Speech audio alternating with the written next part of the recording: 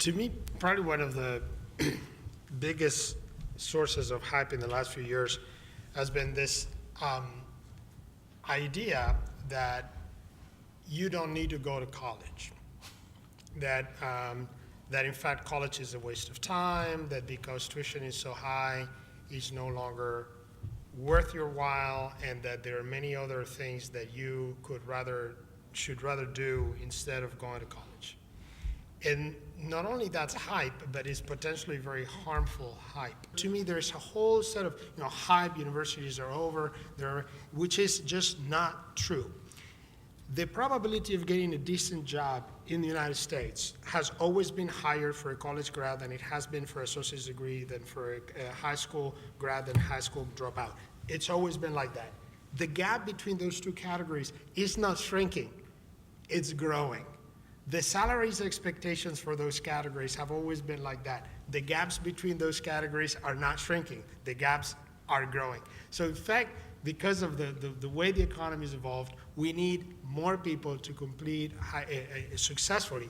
We need to figure out that the focus has to be on how do we get more people to get their education, how do we adapt and resolve the needs of people that we're not helping, how do we understand the reasons why people do not persist and don't complete, and how do we change that.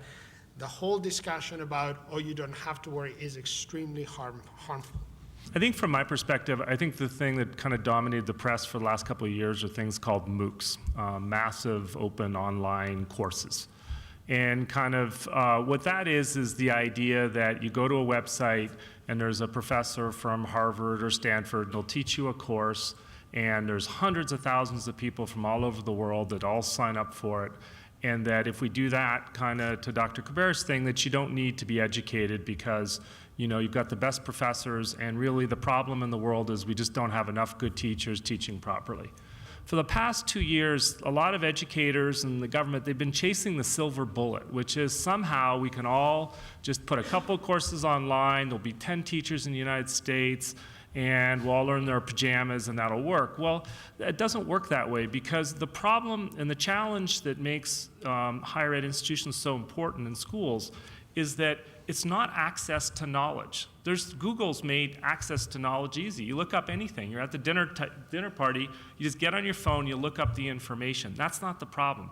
The problem is how you take that information in, how you struggle through organic chemistry. Why are completion rates slow? Because it's not fun.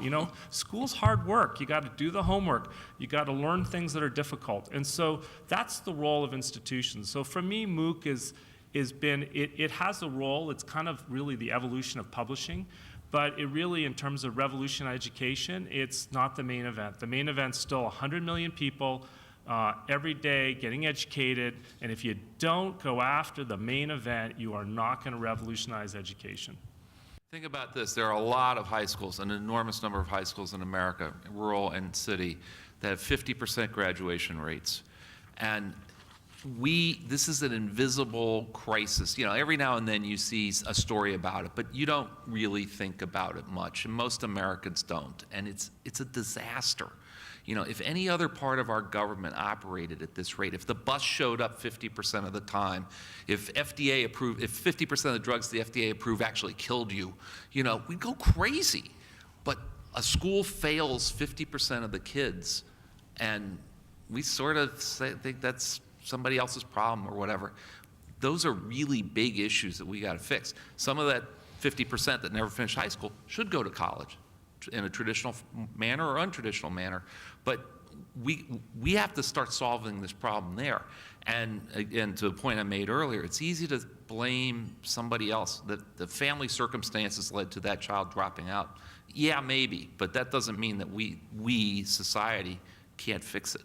And a lot of people are trying to fix it, both in government, in education, in corporations, in a lot of ways, trying to fix this problem. And I would love to tell you that there's one simple answer, and there's not. There's 100 answers, of which we maybe know half of them. But we've got to fix it, or we have a really fundamental problem as a nation.